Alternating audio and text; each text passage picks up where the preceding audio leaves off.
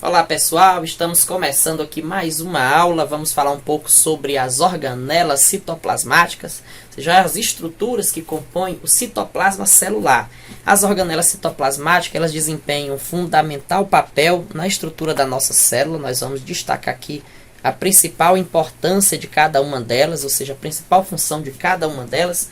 Vamos falar um pouco das funções dessas organelas e a importância dela para o organismo.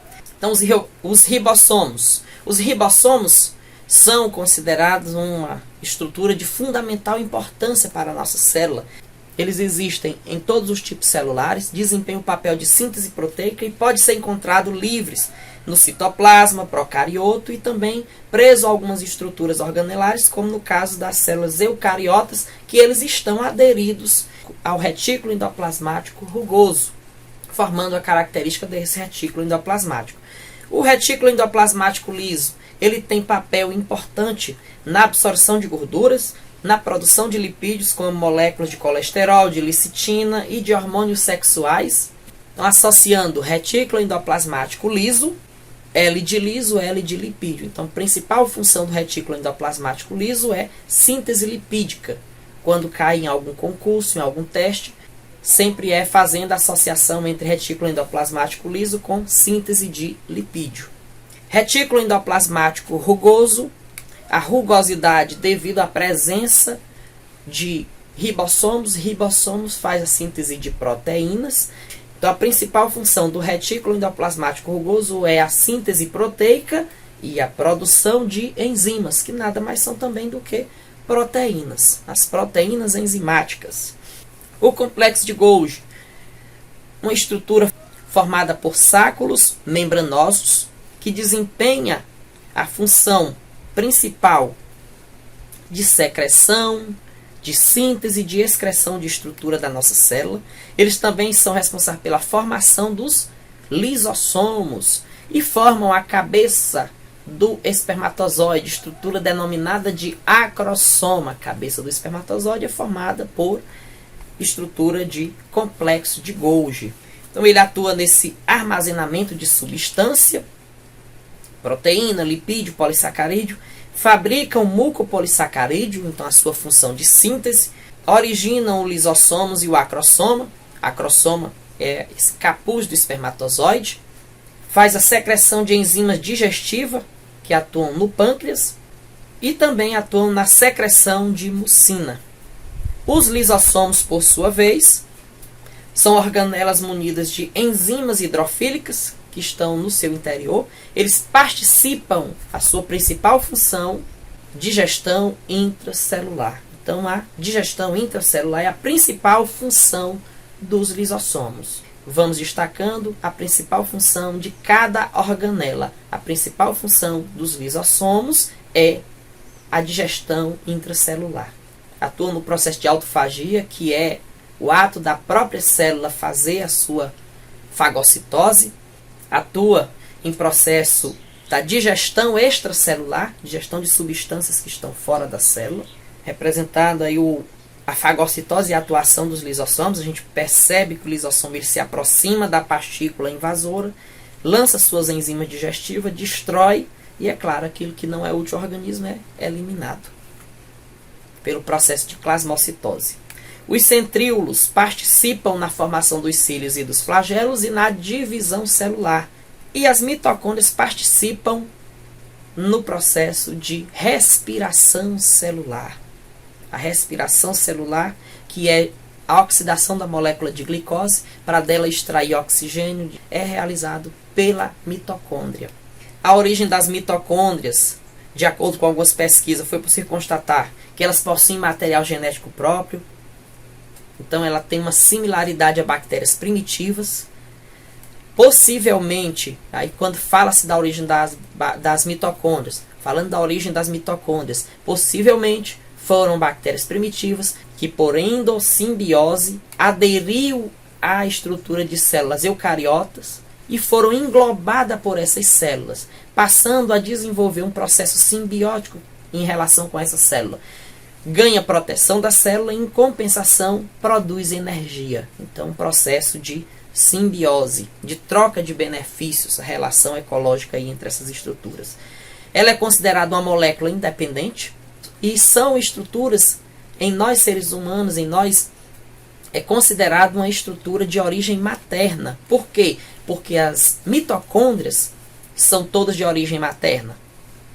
Então elas são consideradas de origem materna porque as estruturas de mitocôndria que estão na célula do homem estão presentes. Na célula reprodutiva do homem estão na cauda do espermatozoide. No momento em que o espermatozoide penetra o óvulo, a cauda do espermatozoide ela é eliminada e as mitocôndrias não entram. Então todas as mitocôndrias que irão compor o novo ser vivo que irá se formar a partir dali são de origem materna, são do óvulo e não há participação das mitocôndrias do organismo masculino, das células reprodutivas masculinas, do espermatozoide. São consideradas todas de origem materna. E são considerados organismo primitivo porque tem esse processo de endossimbiose que elas entraram à célula e ali ganham essa relação de benefício. Atuam no processo de respiração celular e na obtenção de energia através da degradação da glicose, formando, por fim, a molécula de ATP. Existe aí um saldo de 38 ATP durante o processo de respiração celular. Atuam na respiração aeróbica, que vai acontecer na estrutura da mitocôndria. A glicose ela entra na nossa célula. No citoplasma celular ocorre a chamada glicólise, que é a quebra da molécula de glicose em estruturas menores, que forma o piruvato, que é um carboidrato com 3 carbonos, extremamente simples. Esse carboidrato ele consegue entrar através da membrana da mitocôndria e vai participar de uma série de reações na formação de ATP. Essa glicose ela entra na estrutura celular. Na estrutura celular ela é quebrada ao piruvato. Ela vai participar do chamado ciclo de Krebs e da cadeia respiratória, que no final desse processo vai ter um saldo na formação de ATP de 36 a 38 moléculas de ATP. Estudos indicam que são formados ao todo em torno de 52 moléculas a 54 moléculas de ATP. Só que como existe uma relação de consumo, o saldo final fica em torno de 36 a 38 moléculas de ATP. O ácido pirúvico, por sua vez, também ele pode participar de outro processo, que é a fermentação, quando ele é convertido aí em álcool etílico ou então em ácido láctico, que é no processo de fermentação láctica, que acontece na estrutura dos nossos músculos e também no organismo de bactérias. O álcool etílico acontece na fermentação alcoólica, com a participação de leveduras e também na raiz de plantas. O ácido láctico responde por aquela câimbra muscular que muitos chamam de dor desviado. Essa dor desviada é justamente quando a pessoa corre muito, há um alto consumo no oxigênio presente naquelas células. O que vai acontecer nas células musculares, principalmente? E o que vai acontecer? A indisponibilidade de oxigênio pela glicose, porque é uma fonte metabólica de consumo de curto prazo. Consumiu aquela glicose que estava ali. O que nós vamos fazer?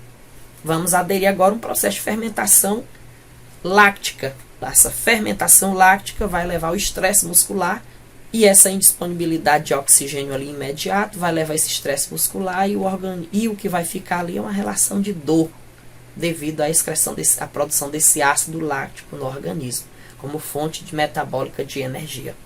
E essa dor, a pessoa vai lá, pega um moe de folha, coloca na virilha, né, que alguns fazem isso, e ali fica alguns minutos dando uma respirada e daqui a pouco diz, estou bonzinho.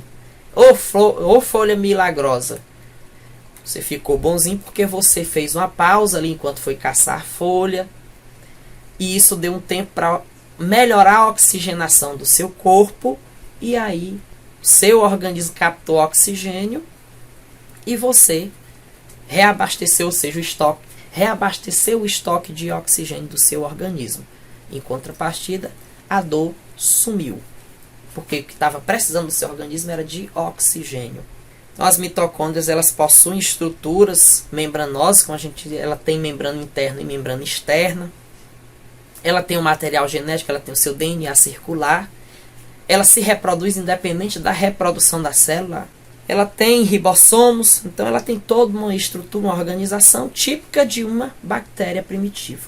Os cloroplastos, por sua vez, participam do processo de fotossíntese. E os centríolos participam do processo de divisão celular e da formação de cílios e de flagelos. E o nosso cromossomo é o material genético responsável pelas nossas características da hereditariedade. O nosso código hereditário que manifesta aí as nossas características hereditárias que são transmitidas de um indivíduo para outro. Finalizando essa aula sobre os tipos celulares e organelas citoplasmáticas e membranas celulares, nós vamos deixando aqui uma mensagem do Chico Xavier. Ele diz: quando você não conseguir superar graves problemas de relacionamento, não se detenha na lembrança dos momentos difíceis, mas na alegria de haver atravessado mais uma prova em sua vida. Quando sair de um longo tratamento de saúde, não pense no sofrimento que foi necessário enfrentar, mas na bênção de Deus que lhe permitiu a cura.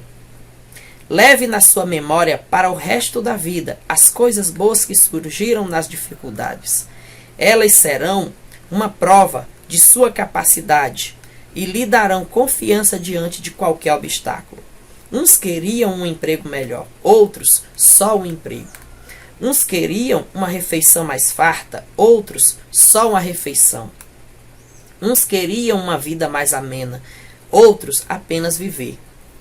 Uns queriam pais mais esclarecidos, outros ter paz. Uns queriam ter olhos claros, outros enxergar.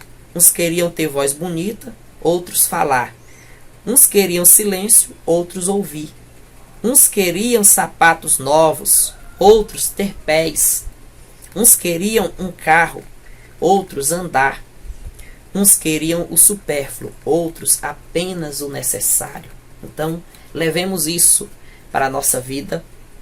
A nossa bagagem deve ser composta, sobretudo, pela nossa essência. Sigamos a vida.